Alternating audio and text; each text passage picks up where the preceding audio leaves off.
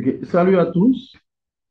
Et la dernière fois, on a étudié ensemble et l'embryologie euh, du système nerveux. Mais c'est un résumé très concis, juste pour vous préparer à comprendre l'exploration du cortex cérébral.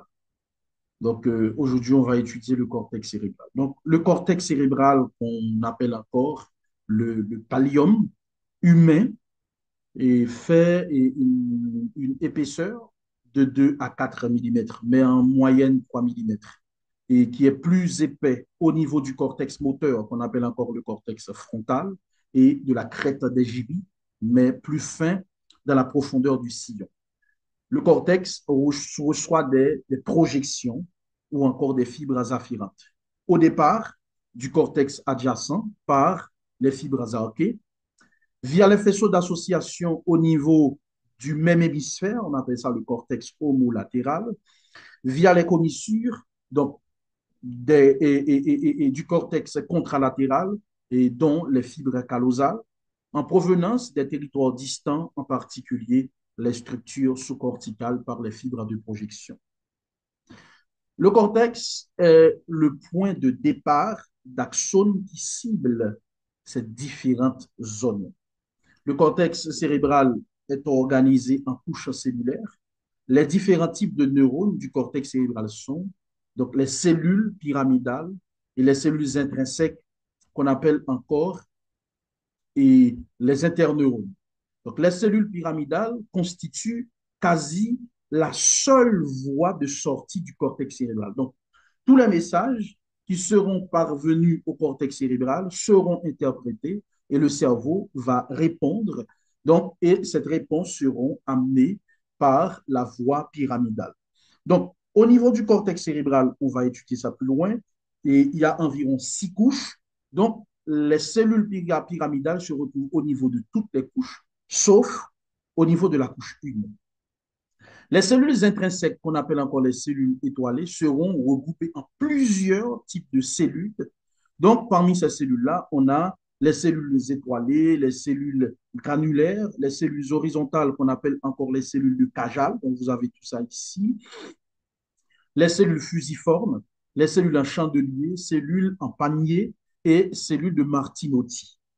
Donc, le cortex, disposant de 6 couches, est appelé isocortex ou néocortex. Il représente plus de 90% du cortex cérébral et de la superficie. Donc, si vous regardez de ce côté-là, de la superficie en profondeur, on distingue successivement la couche 1, qu'on appelle la couche moléculaire, la couche 2, c'est la couche granulaire externe, la couche 3, c'est la couche des cellules pyramidales qui est la source des fibres cortico-corticales. La couche 4, qui est la couche granulaire interne, c'est la cible principale des fibres thalamo-corticales. Après, vous allez voir pourquoi j'ai bien précisé tout ça.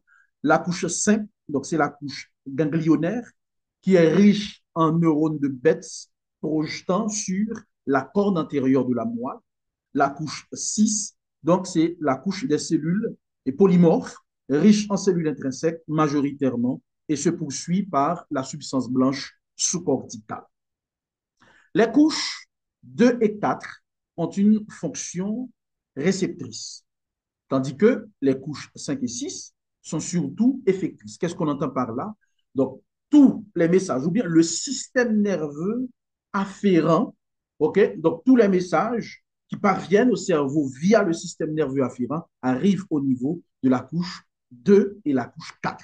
Tandis que le cerveau va répondre à travers la couche 5 et la couche 6, parce que ce sont ces 2 couches-là qui sont essentiellement effectrices.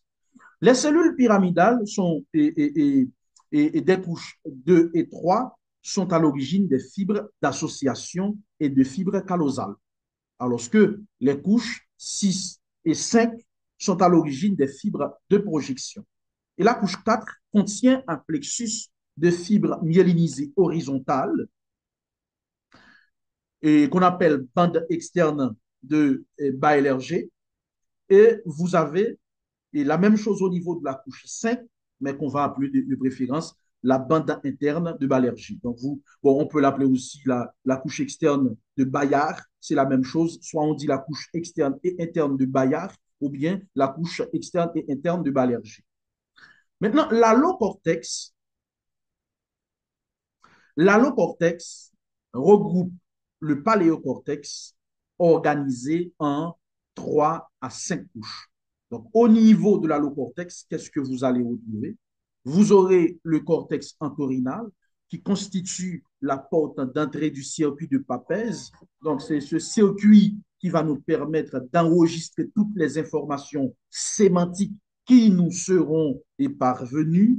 Vous avez le cortex piriforme, vous avez l'espace perforé antérieur, la région du septum et le cortex de la strie olfactive externe. Tandis que l'archicortex, donc l'allocortex, comprend le paléocortex et l'archicortex. Donc, je viens de voir avec vous tout ce que vous avez au niveau du paléocortex. Donc, le cortex entorhinal, le cortex piriforme, espace perforé antérieur, région du septum, et puis le cortex de la strie olfactive externe. Tandis que l'archicortex est organisé en 3 couches. Donc, vous avez la couche moléculaire, vous avez la couche granulaire et vous avez la couche fusiforme. Donc, au niveau de l'archicortex, qu'est-ce que vous avez? On a le gyrus singulaire, on a le gyrus fasciolaire, le gyrus denté que vous avez ici là. Malheureusement, il y a mon image qui vous empêche de voir tout ça. Voilà. Donc, vous avez le gyrus singulaire, le gyrus fasciolaire, le gyrus denté de l'hippocampe et la corne d'amont. Bon, au fait, la corne d'amont, en réalité, c'est une structure typique de l'hippocampe, mais toutefois, c'est au niveau de cette corne d'amont que sera enregistré, donc, que seront enregistrées les informations sémantiques. Donc, l'épaisseur relative de chaque couche varie selon la région. Donc, ce qui va nous permettre de distinguer le cortex homotypique et le cortex hétérotypique. Donc, vous voyez la différence, il y a le cytoarchitectomie et la myéloarchitectomie. Donc, le cortex homotypique se retrouve au niveau du cortex frontal, du cortex pariétal et les aires associatives. Tandis que l'hétérotypique, donc le cortex hétérotypique, donc ce cortex se subdivise en 2. Donc, vous avez le cortex agranulaire et le cortex poussiéreux. Donc, il y a beaucoup de détails à voir, comme ce n'est pas un cours de neuroanatomie, donc on ne va pas rentrer dans tout ça. Maintenant, ce qui va nous amener à l'étude de l'épilepsie, c'est les différents neurotransmetteurs qu'on a au niveau du cortex cérébral. Donc, au niveau du cortex cérébral, on a pas mal de neurotransmetteurs, mais ce qui nous intéresse beaucoup plus, ce sont au nombre de 4. Donc, vous avez, bon, disons 5, le glutamate et l'aspartate. Donc, ce sont des neurotransmetteurs excitateurs qu'on va retrouver au niveau des cellules pyramidales. Donc, vous avez le GABA. Donc, le GABA est un inhibiteur qu'on retrouve au niveau des interneurones. Vous avez la monoamine. La monoamine, généralement, on en a plusieurs, mais la référence, c'est la noradrénaline. La noradrénaline, généralement, issue du locus coeruleus. Vous avez la dopamine. Donc, la dopamine est à la fois un neurotransmetteur inhibiteur et excitateur qu'on va retrouver au niveau de la pars compacta, au niveau du VTA, de la sérotonine en rapport avec les noyaux du RAFI. Donc, voilà ce qu'on a au niveau du cortex cérébral. Donc, vous avez les 6 couches du cortex, vous avez les cellules pyramidales et diffusées au niveau de toutes les couches, sauf au niveau de la couche 1. Vous avez 2 grands groupes de neurones, les cellules pyramidales et les interneurones. Donc, on a parlé des cellules pyramidales, on a parlé des interneurones. Donc, on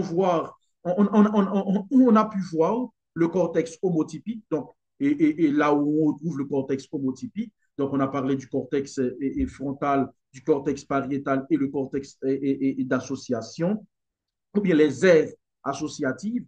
Toutefois, le cortex hétérotypique, qui est beaucoup plus abondant au niveau du cortex cérébral, se subdivise en deux, le cortex agranulaire et le cortex poussiéreux. Donc, vous avez vu toutes les cellules qui vont se regrouper au niveau des interneurones et ça va nous permettre de comprendre tout ça. Et on a étudié l'isocortex et l'allocortex. Donc, la prochaine vidéo, il se peut que un autre médecin intervienne, mais je vais essayer de voir le neurologue qui serait disponible pour pouvoir faire l'introduction de l'épilepsie de façon à ce qu'on commence d'emblée avec l'objectif du groupe.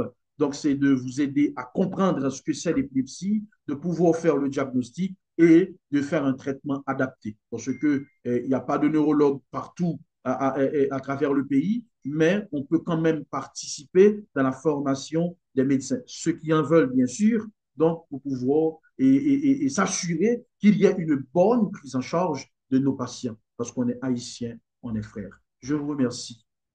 Ça a été un plaisir.